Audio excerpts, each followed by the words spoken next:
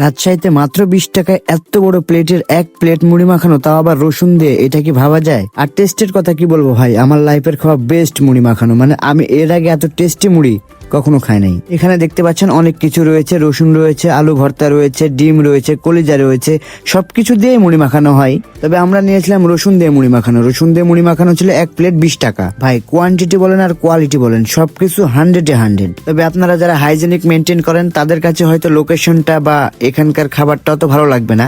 আমি লোকেশনটা ভিডিওটা শেষে বলে দিব। এই যে দেখতে পাচ্ছেন ভাইয়াটি এখানে একটি পাত্রে মুড়ি নিয়ে নিলে এবং মশলাও নিয়ে নিচ্ছে। আমি সবকিছু ভিডিও করেছি, অনেক সুন্দরভাবে মাখানো হয় এই মুড়িগুলো। আর একটা বিষয় হলো, এক প্লেটে 2টা করে রসুন দেওয়া হয়, গোটা রসুন 2টা করে দেওয়া হয়, অনেক টেস্ট লাগে। দেন এখানে সুন্দরভাবে মাখানো হয়, মানে নর্মালি মুড়ি যেভাবে মাখানো হয়, এটা এক্সট্রা কিছু বলার নেই। আসলে এই টাইপের খাবারগুলো আমার অনেক ভালো লাগে, মানে স্ট্রিট ফুড যেগুলো সব খাবারই আমার ভালো লাগে।